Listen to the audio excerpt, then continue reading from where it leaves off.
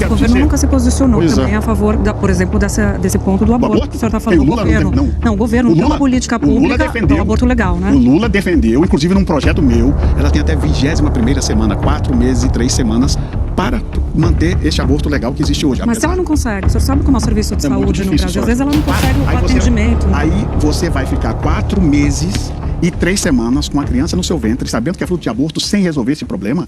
O deputado Sóstenes fala que a esquerda quer impedir que o evangélico se manifeste politicamente. Queria que o senhor falasse um pouco sobre isso, tendo em vista essa questão heterogênea que o senhor mesmo pondera. E também quero perguntar, parte do evangélico, esse evangélico mais conservador, vê o governo de esquerda como inimigo da família? Vamos lá. Primeiro, a esquerda não persegue nem estigmatiza o campo evangélico. Respeita a fé evangélica. É do governo Lula, na primeira ou segunda gestão, a lei da liberdade religiosa. Não há uma igreja fechada no Brasil por conta de perseguição política e religiosa. Aliás, teve uma igreja que fechou uma unidade, que foi a Igreja Batista da Lagoinha, por causa de corrupção interna de um pastor ligado a Vorcaro, financiador de Bolsonaro. É uma ironia da realidade. A única igreja que a gente tem notícia que fechou foi por causa de corrupção de um pastor ligado a Bolsonaro, e é o caso do Banco Mais, não tem nada a ver com o governo. Segundo, olhando nos olhos do Sóstenes, corajosa e respeitosamente, uma coisa é debater dentro da igreja. Debate pressupõe pluralidade e respeito às diferenças. Outra coisa, vou dar um exemplo aqui difícil de ser contestado. Silas Malafaia levou para dentro do templo, no ambiente do culto, Cláudio Castro, Eduardo Paes e o próprio Bolsonaro, ao contrário do que o deputado acabou de falar. É templo, é culto, é dia de celebração, tem púlpito, tem palanque, tem candidato, e dizendo para o Brasil inteiro que evangélico não pode votar na esquerda, transformando o debate público democrático em batalha espiritual que mobiliza o ódio. Isso não foi qualquer outro pastor. Foi uma liderança evangélica reconhecida que é ligada aos Sóstenes. É só procurar que você vai ver Cláudio Castro, Eduardo Paes, o próprio Bolsonaro, e falas ou gritos do Malafaia dizendo que o evangélico não pode votar na esquerda. Rebaixa o debate político, transforma o púlpito em palanque, criminaliza quem pensa diferente e gera inimizade ao invés de comunhão e respeito às diferenças.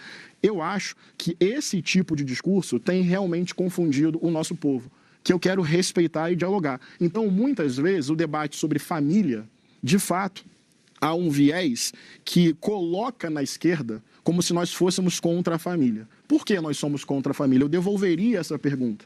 Porque quando eu olho para a realidade brasileira e das famílias evangélicas, eu vejo mãe solo, eu vejo crianças educadas pelos avós. Família, para mim, é cuidado, amor, sustento, proteção e carinho. Família, para ser protegida, precisa de casa, de emprego, de renda, de alimento para as crianças, de escola para o adolescente, de emprego para o jovem, de respeito ao idoso. A ideia de família, para mim, tem a ver com o fim da escala 6x1, para que as pessoas tenham mais tempo de descanso, de convívio com os seus filhos.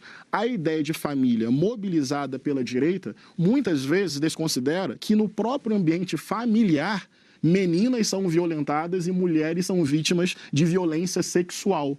Então, família não é homem, mulher e criança. Família é amor, cuidado, carinho e proteção. Eu preciso responder ele aqui um pouquinho, até porque é bom ele fazer essas ponderações. O Eduardo Paes, ele apoia Bolsonaro? Não. O meu pastor recebeu ele? Não só recebeu. Tá, ok. E eu não apoio então, o Eduardo meu pastor Paes. não é plural para você? Não é. Malafaia como não é plural se ele apoia o Lula? Malafaia é plural? Você está acabando de dizer que ele recebeu o Eduardo Paes na igreja, Ele declarou o voto Deixa do Cláudio eu te explicar. Castro. Vocês gostam Malafaia de botar a não pecha é nos plural. outros do que vocês fazem. Vocês gostam de chamar os evangélicos, os conservadores, de que pregamos o ódio, isso. Eu falei do Malafaia. Deixa eu te falar, deixa eu terminar. Você falou, agora é minha vez de fala. Perfeitamente. Nós temos na igreja um princípio, e você conhece esse princípio bíblico, o princípio de honrar a autoridade. Sabe por que o Malafaia recebeu o Eduardo Paes? Porque ele é prefeito da cidade do Rio. Seja quem for o prefeito ou a autoridade constituída, é um princípio de toda a igreja evangélica receber com honra, seja governador de estado, prefeito da cidade. Este é um princípio. Se o Lula algum dia fosse na igreja do Malafaia, ele ia receber com o mesmo princípio de honra. Só que o Lula não vai, o Lula foge. O Lula só vai aparecer agora em época de eleição em alguns lugares que ele pode controlar. Porque ele sabe que se for numa igreja conservador, ele vai tomar uma vaia monstruosa. Esta é a verdade dos fatos. Porque todo evangélico conhece as políticas públicas na área de valores que a esquerda prega no Brasil. Quais? Então, todas. Você sabe quais são. Você sabe a questão do aborto, vocês sabem tudo o que a esquerda dogmaticamente sempre defendeu. O que eu Mas quero o governo dizer... nunca se posicionou Pois também a favor, por exemplo, desse ponto do aborto. aborto? Que o senhor está falando O do Lula governo. não. O governo não tem uma política pública para o aborto legal, né? O Lula defendeu, inclusive num projeto meu, de aborto de 22 semanas, que votamos a urgência na Câmara. Ele, inclusive, fez uma ofensa à minha filha. Ele desejou que minha filha fosse estuprada para ver como eu ia me comportar. Isso foi o Lula que falou.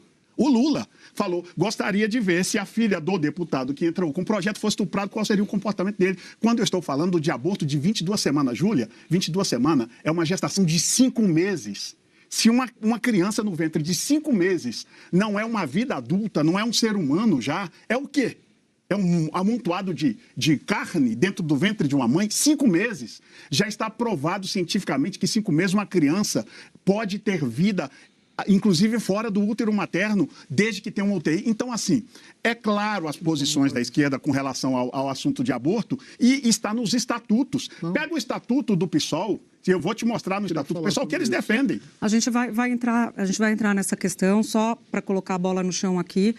O que existe hoje no Brasil é o aborto legal, naqueles 3 casos que a lei autoriza. A gente está falando, a política pública foi mantida desse aborto legal. Só quero ouvir o senhor sobre a questão do aborto, mas só para o senhor finalizar a questão da família, para eu passar a bola para o pastor Henrique. Você perguntou para ele a questão da família. Isso, né? e aí agora a bola para o senhor também. Não, a questão da família, para mim, nós evangélicos, protestantes, temos todas essas políticas com relação aos modelos de família que ele fala. Nós nunca dizemos que a família é só homem, mulher e prole, como diz a Constituição. Quem está dizendo isso é a Constituição brasileira. Nós temos famílias de mãe solo, nós temos família e sempre temos políticas dentro das igrejas de apoio a todos esses modelos. O que se prega e a dificuldade nossa é que aí ele não fala desse modelo de família, é de família, modelo de família de pessoas do mesmo sexo.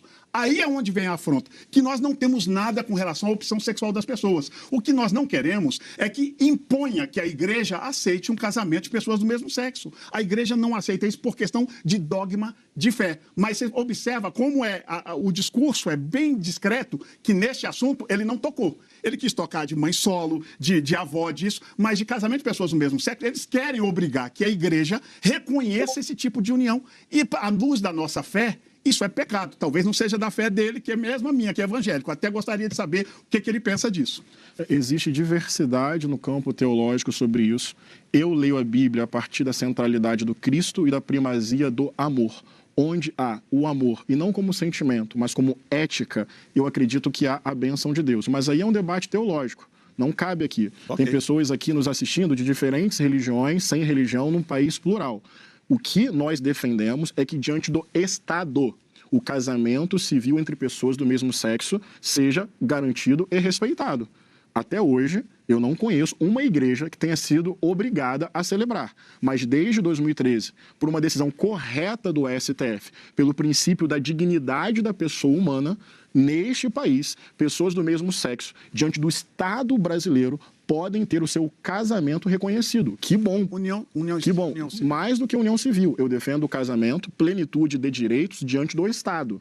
Uma coisa é a moralidade de uma religião, outra coisa é a ética pública e o respeito à diversidade. Sobre a questão do aborto, muito honestamente e sem nenhum medo de tocar neste assunto. Vamos lá. Em 2024, segundo o Fórum Brasileiro de Segurança Pública, 85.547 casos de estupro e estupro de vulnerável foram registrados no Brasil. Isso dá 240 vítimas por dia e uma vítima a cada 6 minutos. Tem uma mulher sendo violentada enquanto nós conversamos aqui. Uma epidemia de abuso, assédio e violência sexual.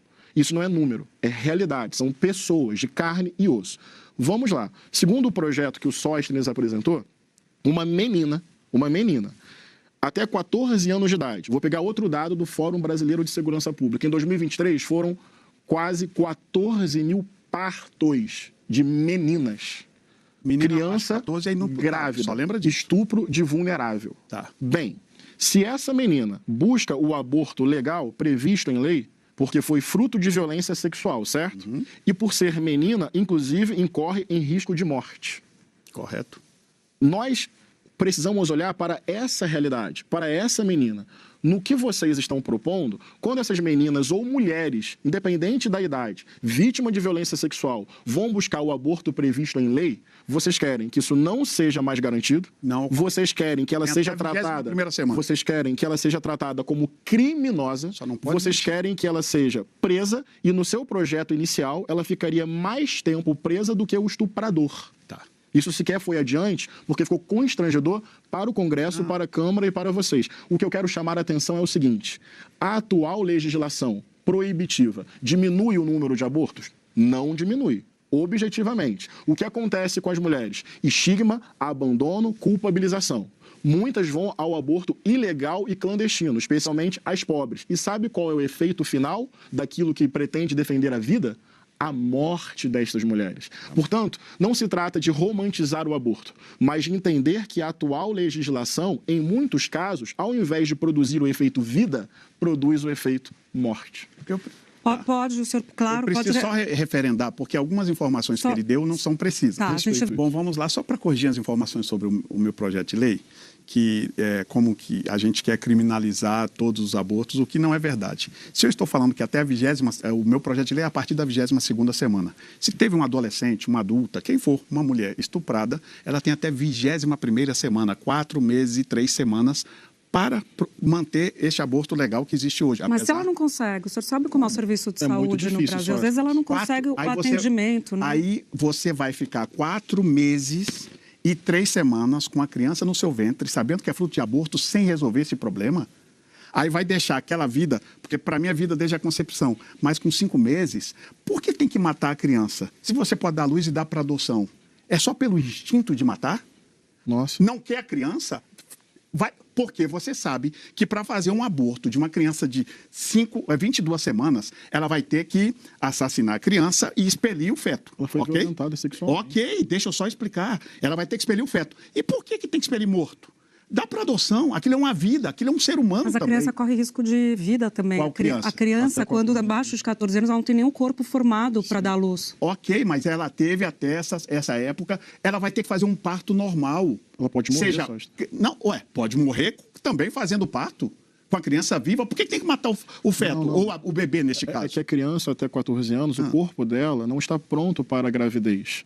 Correto. Então, a maneira mais segura de proteger a vida dessa menina, ela existe. Levou até a 22ª semana, aí mata-se o bebê para tirar. Mas você acha que esse levou, muitas vezes, em condição de silenciamento, submissão, falta de acesso, muitos conservadores criminalizando e culpabilizando ela. Nascer vivo e nascer morto? Você vai ter que ter um parto Mas igual. por que você não está olhando para essa menina? Estou olhando para ela e estou olhando para quem está no ventre dela, que também tem o direito de viver. Só isso. Mas ela está correndo risco de morte. Não, querido. Para fazer o aborto, ela também correrá o risco de morte. O desenvolvimento da gravidez vai aumentar e potencializar o risco da morte desta menina. Ela existe. Eu estou falando já está 22 semanas. Se ela vai tirar o bebê, ela vai ter que fazer um parto para tirar esse bebê. E por que tem que matar o bebê? Não é sobre matar, é sobre salvar a menina. Mas a menina pode ser salva, desde que ela também salve o bebê a partir de 22 semanas. Ela teve todo o tempo anterior para fazer. Então vamos lá. É só para corrigir, Júlia, que não é verdade essa história de que a pessoa violentada poderá, porque usaram isto para desviar o foco do projeto. Ela tem até 22 semanas para fazer e depois de 22 semanas nós entendemos que aquilo ali também já é uma vida e ela vai ter que fazer o parto morto ou vivo. E por que tem que matar para fazer esse parto com 22 semanas? É só essa discussão que eu queria corrigir, mas vou voltar porque o nosso tempo aqui é curto.